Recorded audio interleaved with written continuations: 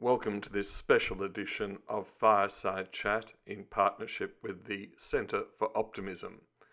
Adam will be talking to Victor Perton on optimism and leadership through the pandemic and beyond.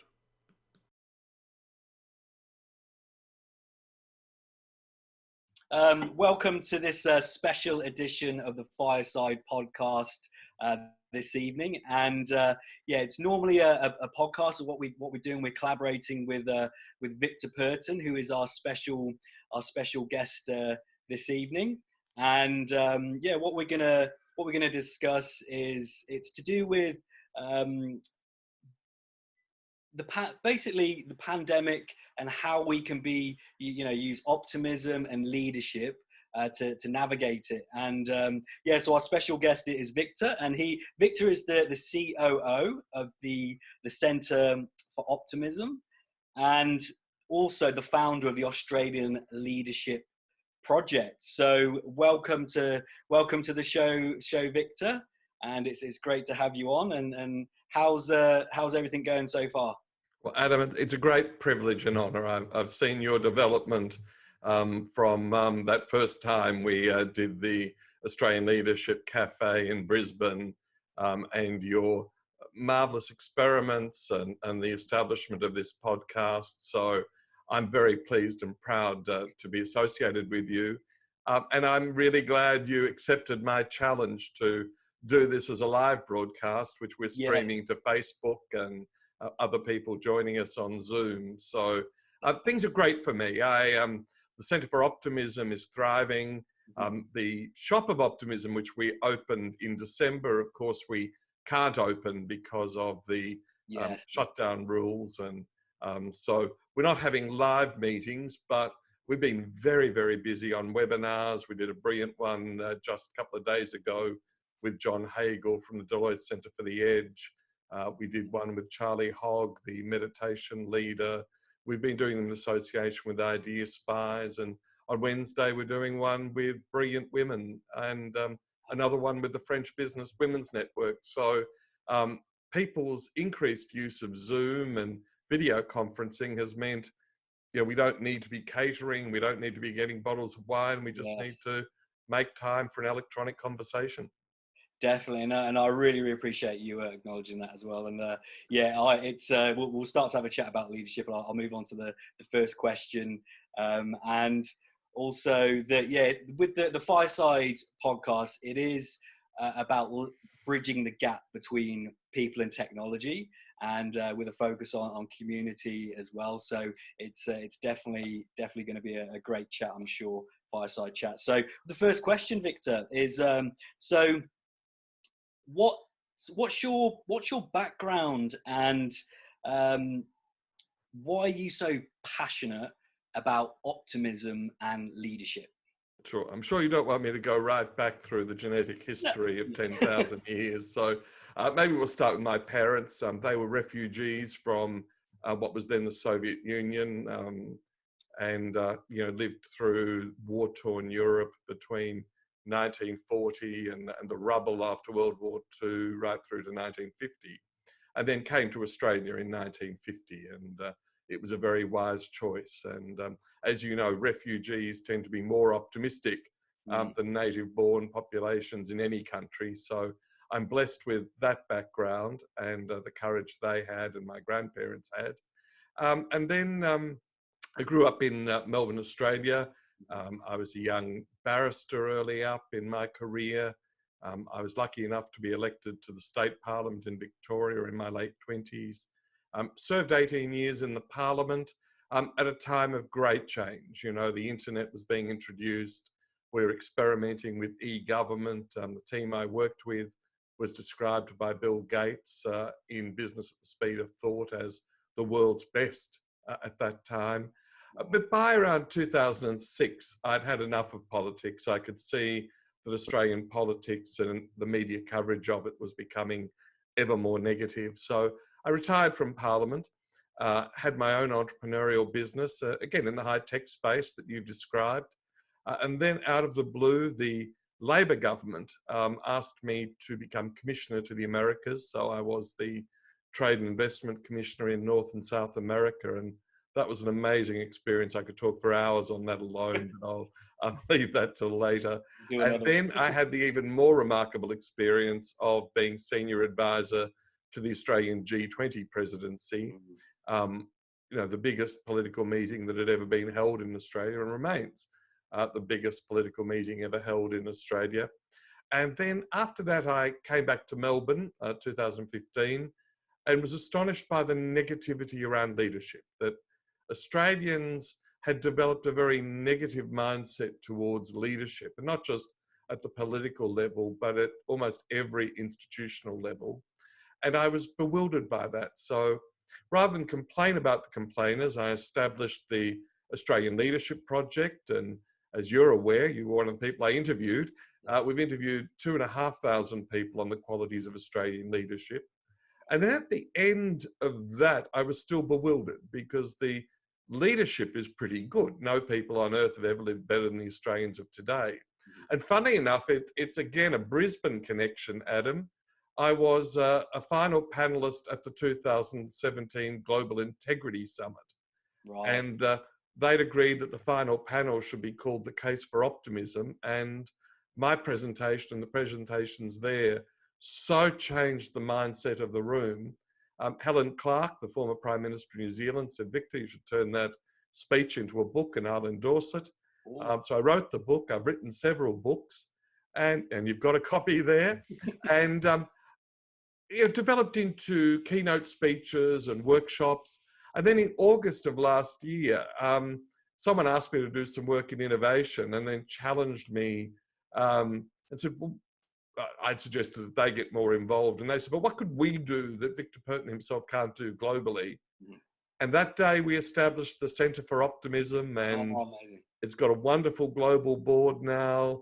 Our membership has doubled this month, and any of your listeners are very welcome to join. And I'll make sure there's a discount code with Adam on it, so that anyone who wants to take up a subscription after listening to this podcast will be able to nab that at no cost. And we'll put the link up as well. Now that is great. That is such a great and great background, and I really appreciate you sharing that with us, because that you've had such an esteemed life, and also you're practicing leadership now, and I really appreciate the connection as well. You talked about before we started this, we talked about Dr. Robin Stokes as well, and how she was part of the G20 summit, and you were as well. And there's so many connections as well, and associations within that help by not only being in person, but also using technology with Zoom, for example. And we're in this pandemic now,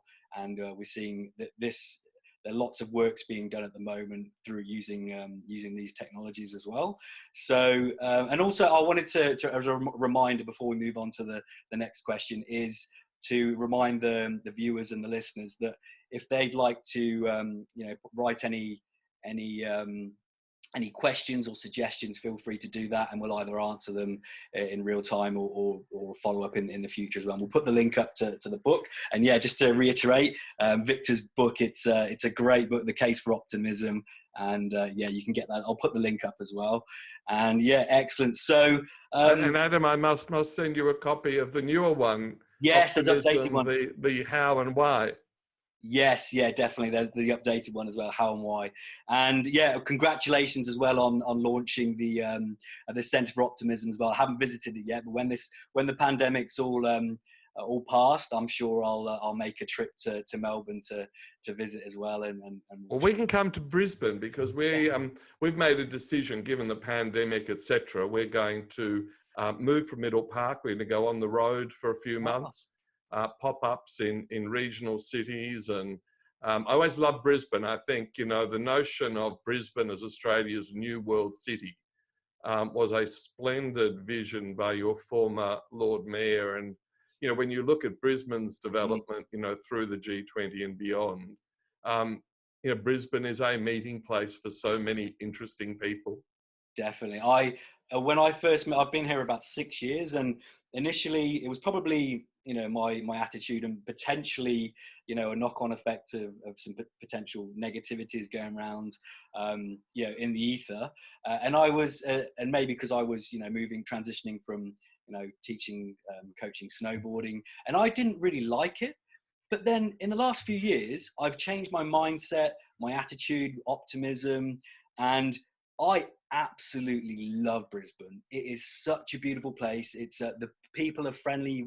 Even though it's a city, it's not a large city, but it's a city where you can walk down the street and you'll bump into someone that you know or not, and they'll still be smiling faces. People wanted to help you and connect, and you've got beaches, and it's a new world city, and there's so much vibrancy and energy. And I've noticed, I don't want to compare to different cities, but for example, in different cities I've been to in the world, or whether in Australia, it's just not that same sort of vibe. It's a bit rushy and not that much time to connect and smile. So, and I'm sure that will change. So, well, we've always got a stereotype about Brisbane, as you know, but we go back to the G20. You remember Angela Merkel, the German Chancellor, went on a pub crawl, having beers with German backpackers, and Christine Lagarde, who was then head of the International Monetary Fund, jogging over the bridge. And I remember that little guy with the coffee stand on is it the Welcome Bridge?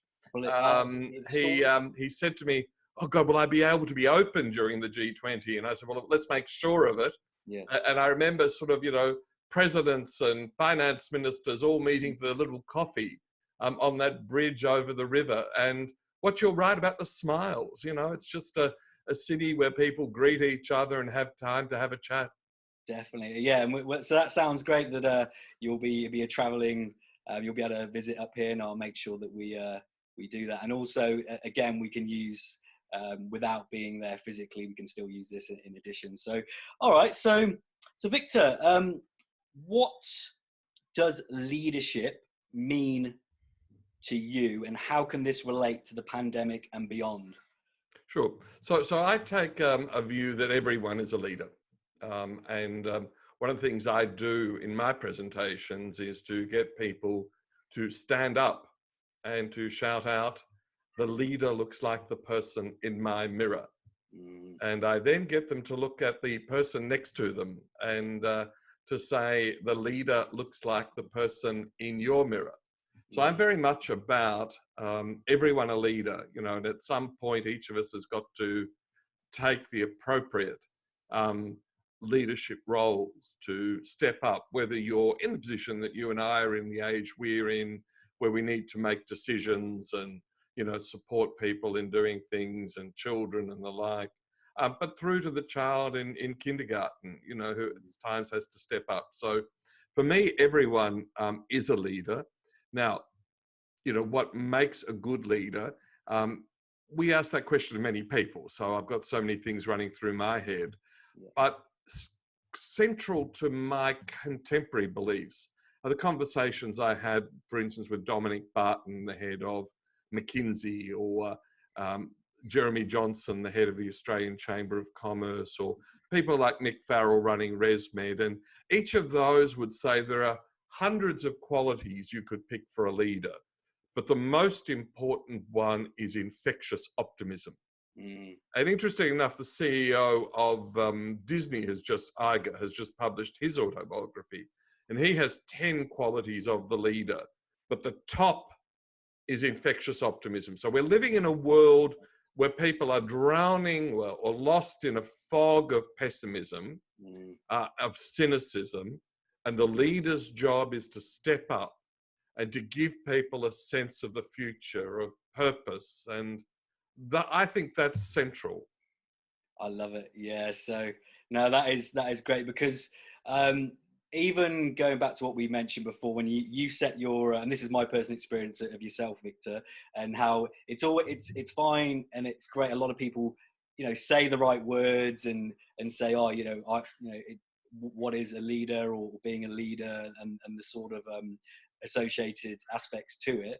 And I do agree with you, infectious optimism. But specifically, a couple of years ago, when you invited me, and I showed up to the leadership roundtable in beautiful Brisbane, in that garden, and you invited me to do a talk on growth mindset, and that got me out of my comfort zone. At the same time, I'm glad that you did that, because that has pushed me out of my comfort zone. You have encouraged me to lead, even though I chose it myself by showing up.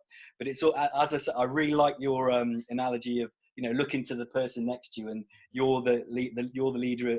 The leader's the person in the mirror, and also to the person next to you. And I really, really love that, because it's a knock-on effect. It's, community aspect. So it's whoever's within that community of people. It's so important to help and encourage people. And by you saying, "Oh, Adam," I remember to this day, you said, "Oh, will you come to this leadership roundtable? And will you do a talk on growth mindset?" And I was like, "Oh, I'm a bit scared, I'm so glad I did it though, because it's encouraged me to, build this confidence. And it took, my choice to do it, but also another leader like yourself to set that challenge. For example, when you said about, I wasn't going to do a webinar, and because I've been doing voice only, and then you've set that challenge. So it's so great, and I love how you practice what you preach. You're a great leader in that sense. So it's I love how you share and really, really embody leadership as well. And I love that and I'm infected as well. So you can tell, and I'm gonna share it on and on. So I really, really love that. So you remember when we did that little coffee in Brisbane before work, and we had several people join us in the centre of all of the headquarter buildings, and entrepreneurs and migrants and all sorts of interesting people. And then a very significant CEO was on the table next to us, and she joined us, and it became infectious in that cafe. Do you remember? It was, I remember. It was, Pip Marlowe from, she used to be the CEO of Customer in Suncorp, but she's moved to CEO of Australia and New Zealand for Salesforce. Salesforce, yes, and it's another book as well. I'm reading. It's this is another good Trailblazer. I'm halfway through it. This is a good book as well.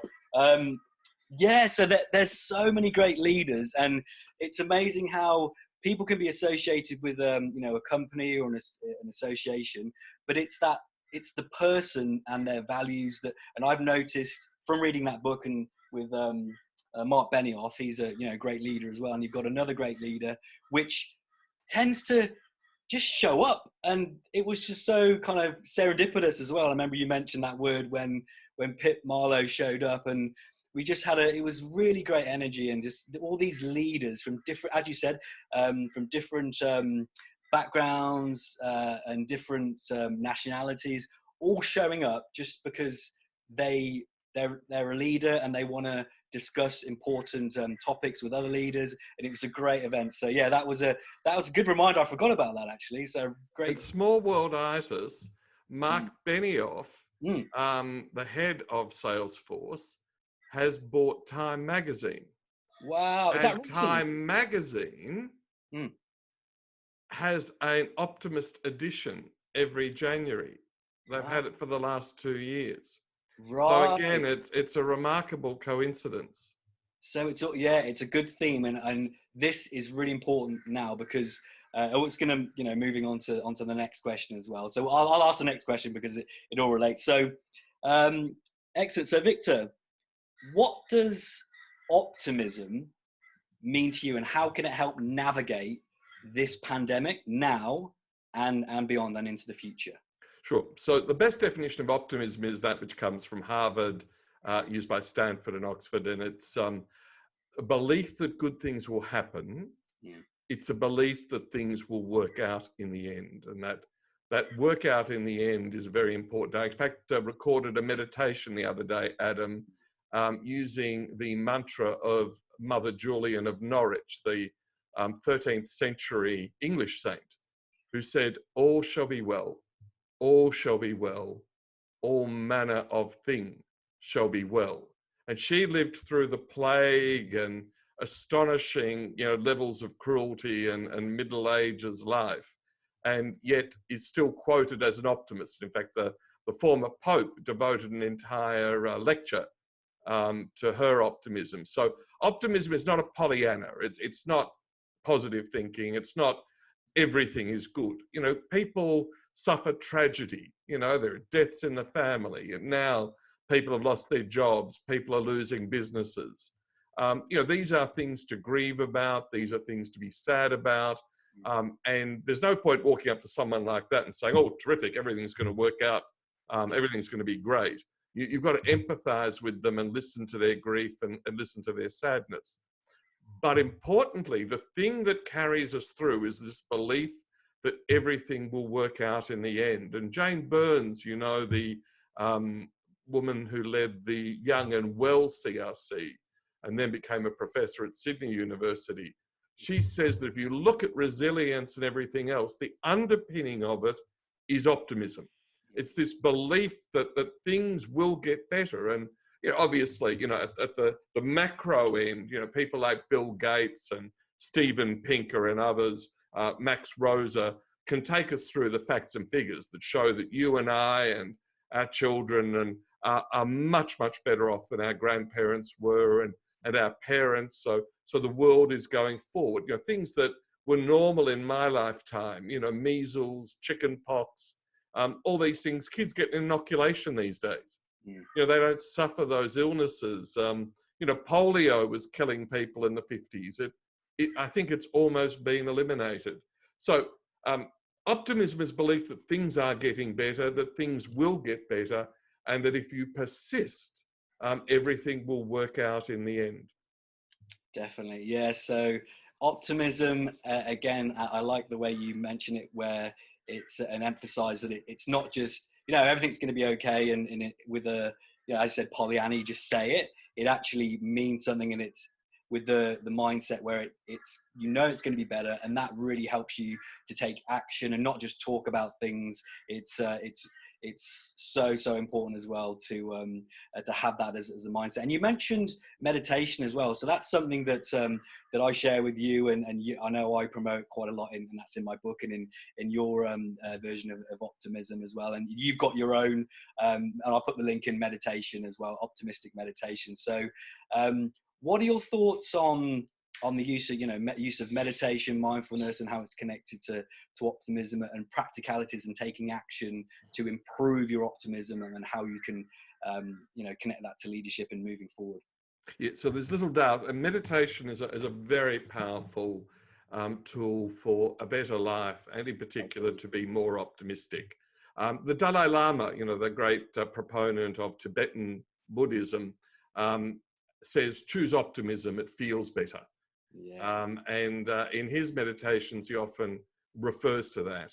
So the best meditation is the compassion meditation.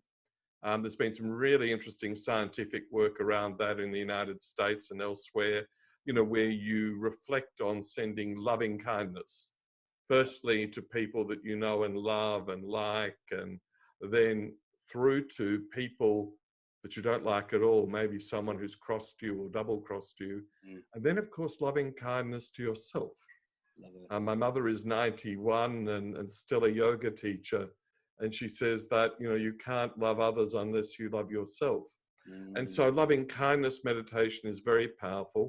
And regular practice of meditation is said to increase the thickness of the frontal portion of the brain, from where optimism, joy, happiness, the chemicals to achieve that seem to be derived. And even Catalyst, the Australian science program, did an experiment with a group of people over 6 weeks. So a mere 6 weeks of meditation was sufficient to show changes to the brain that could be seen in brain scanning equipment. So meditation is important. You don't need to sort of sit under a Bodhi tree for hours and hours every day. You know, 5 minutes, 10 minutes. Even I wear an Apple Watch. You know, every hour or so you get that little alert that says breathe for 1 minute. So even just focusing on breath for a minute 4 or 5 times a day is helpful. So yeah, no, I'm a strong proponent of meditation. Yoga, which is associated with meditation, and again, a practice that's thousands of years old, a mind-body practice from India. You know, there are many types of exercise, and I know you're very, very fit, Adam. many types of exercise that enhance optimism, but yoga, you know, and Prime Minister Modi of India was successful in having yoga described as one of the world's heritages. And there's even an International Day of Yoga now. So meditation and yoga are terrific. Now, you mentioned the word mindfulness. Mindfulness is a different concept. That's that notion of concentrating. And the woman I've heard speak best about that is a Brahma Kumari thinker, Sister Shivani, who is quite a rock star. In when you go to, I shared a platform with her in India, and I think it was 20,000 people in the Indira Gandhi ashram. I don't think they'd all gathered to hear me. And Shivani said, I meditate in the morning to meditate all day. So this notion of whatever you're doing, concentrate on, whatever you're doing, do well. So that mindfulness, as it's called in the West these days, the Indians would say it's an all-day meditation. And you know, whilst I'm a Christian by religion, I love the Brahma Kumari's positivity. And in their dining room, they've got this wonderful poster which says, only eat the food of positivity. So yeah, no, you've nailed it. The other thing I left out, Adam, is the power of prayer. So prayer, you know, through so many cultures over so many thousands of years, obviously some forms of prayer are a meditation themselves, but that belief in God or belief in mankind or faith in God, faith in mankind is also a very powerful influence. And you know, the studies that have been done by the Brookings Institute, for instance, I'll ask you this question. What ethnic group in America do you think has the highest optimism? Ethnic group in America? Color or ethnicity?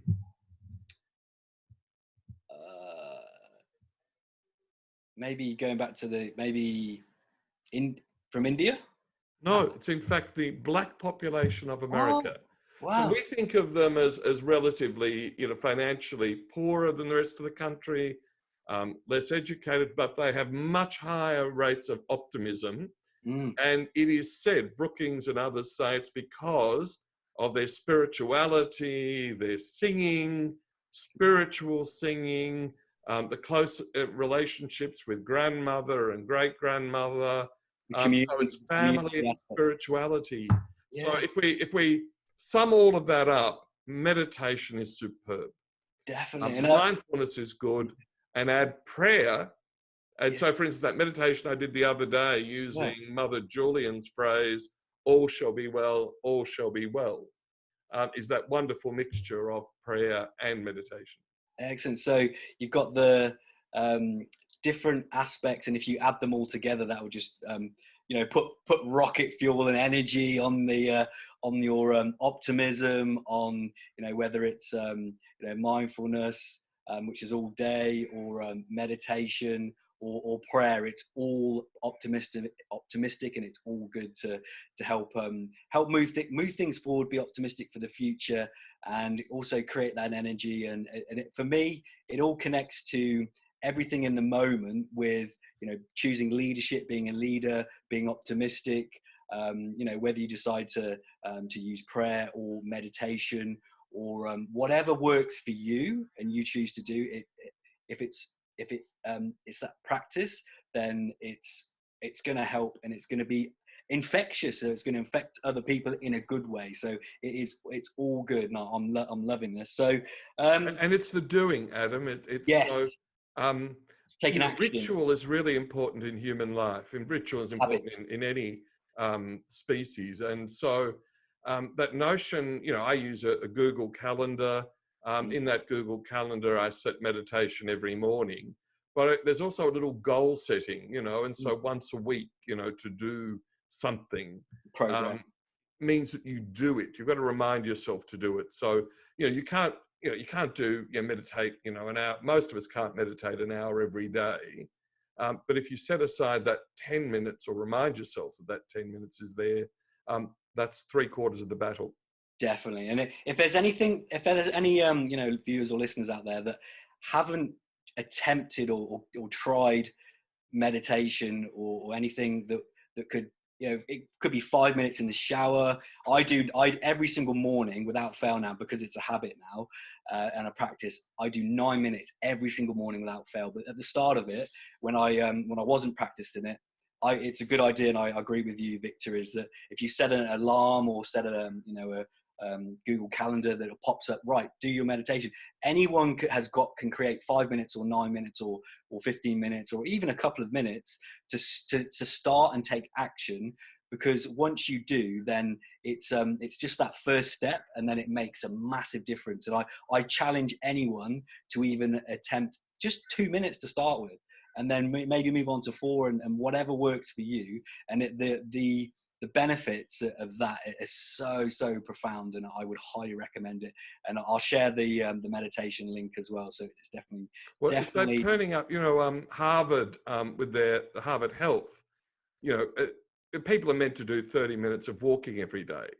Harvard Health, in some of their writings now, say no, do 10 minutes 3 times a day. Yeah. So after each meal, 10 minutes, because inevitably you'll do more than 10 minutes. Yeah. But it's that notion of turning up means you'll do it. Yeah, and if you can connect, and also it's got to work with your initial lifestyle. So if you connect it to associate it with breakfast, lunch, dinner, make sure you do 5-10 minute walk after you've had breakfast or lunch or dinner, and then it's connected. It's so much easier to put it into your lifestyle. Now that this is great. So what I wanted to touch on as well, because we kind of did a little bit, but just to focus a little bit on how you use or utilize technology or emerging technology with your practices, with optimism and leadership, and how we can move through and navigate this pandemic for the future. What are your thoughts on using technology? Well, I mean, it's rooted in our life. I mean, most importantly in the pandemic at the moment is getting the messaging through to folk, which seems to have worked. I mean, if you look at Australia, the rates of community transmission are extraordinarily low, and the population has adopted these things. Now, most of that messaging has come by conventional media.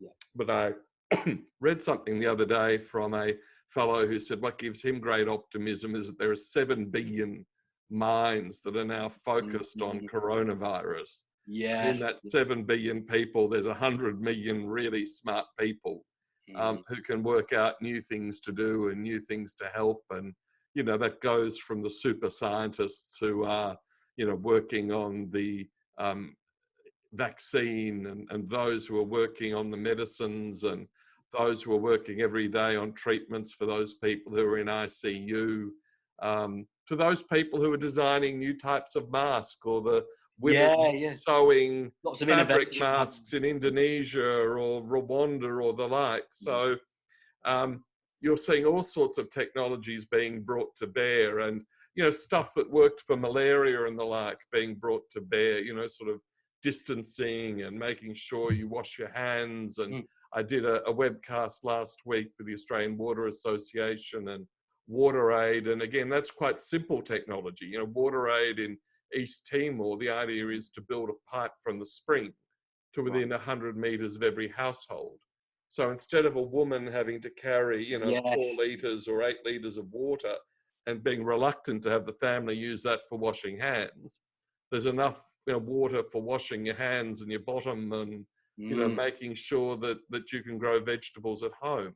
And then for me, getting these messages across, we're very global. So we use almost all forms of social media. The ones that I find easiest are Twitter, LinkedIn, Facebook, Instagram. We're experimenting with others. Email, I think these days is just about past its use by date. People are inundated by it. I find the telephone very useful, Adam. I love ringing people. And then tools like this. I mean, Zoom, where, it picks up who's talking, it highlights us on the screen. We did a family party at Easter, which we think was the biggest family party since 1937. Wow. When the family was scattered around the world, and we had German cousins and cousin in Perth and Harvey Bay. Perton family party online, having a drink. And my friends, you know, I have a group of university friends. We only get together for dinner when a particular friend comes from the country. Well, we're catching up every week now, you know, with a glass of wine on our desk and catching up. And then I'm very fond of the writings of John Hagel, the head of the Deloitte Centre for the Edge. What's happening at Singularity University. I mean, there are the world population is now 7 billion. And in that 7 billion, there are so many intelligent, smart people competing, collaborating. And the other thing that's not talked about much is we've now, for the first time in human history, never had so many old people. You know, people with wisdom, experience.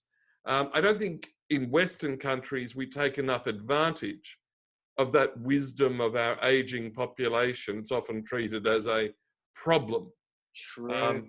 But, you know, the technology topic is so big. You know, I've got a friend, Richard Caro in San Francisco, who works on technology for enhancing independent living for the aged. And some of it's as simple as what's the best design for a walking stick?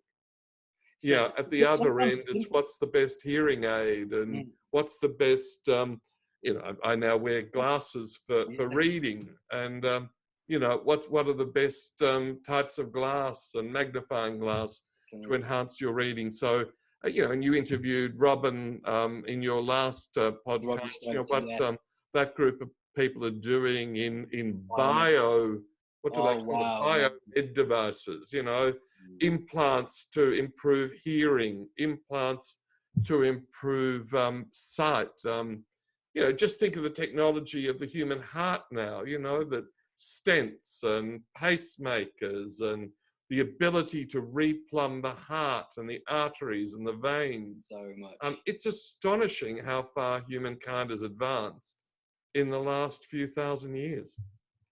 And and you mentioned Singularity University, and I'm really definitely a fan of that, because that uses a lot of the aspects of exponential technology, and how you talked about the using communication, and I've heard of the word from Singularity University, the hive mind, which kind of emphasised from the 100 million people out of 7 billion. There's so much intelligence and wisdom from different ages of people, whether older or younger. But what technology is helping, as you mentioned, is the communication using Zoom or social media, but also how people can be connected so easily. For example, what we're doing now, we're having a chat, and you're connecting people together, and those ideas are starting to turn into action, organized action, with, for example, a hive mind, with optimism, to be able to move forward past, this too shall pass. Once we've passed through this pandemic and people are starting to use technology really well, optimistically, with leadership and confidence, then there's going to be so much innovation moving forward that it's just, you can't, I don't know how people can be pessimistic about it, because there's so much scope for things to change for the better, it's going to be great. Fear and anxiety, Adam. I mean, we are, half the population is weighed down now with fear and anxiety, and both the media and government have used it. And maybe it's worked in the sense that we've all complied, but the damage it must have done to hundreds of millions of people around the world living in fear and anxiety. Mental health,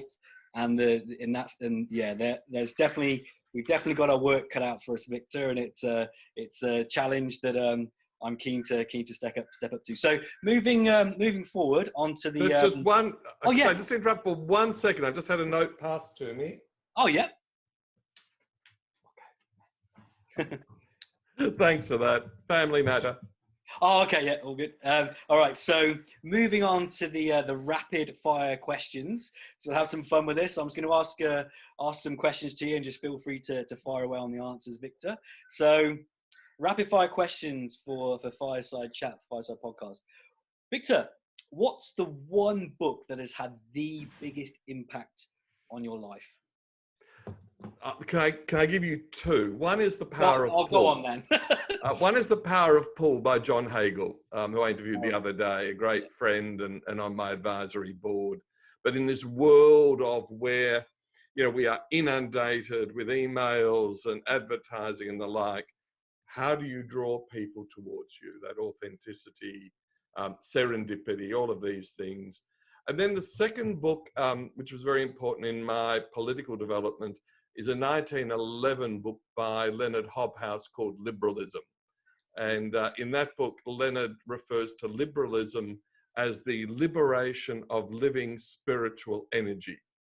And it's had a profound effect on many people. In fact, the former Premier of Victoria, Dick Hamer, in his first interview, talked about the spirituality of liberalism. So for me, probably the two most important books are The Power of Pull and Leonard Hobhouse.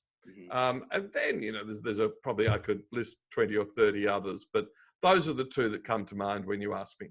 Excellent. So The Power of Pull and liberalism, and I love that that aspect of the connecting spirituality, you know, with optimism and those sorts of things, because it's so powerful. All right, so moving on.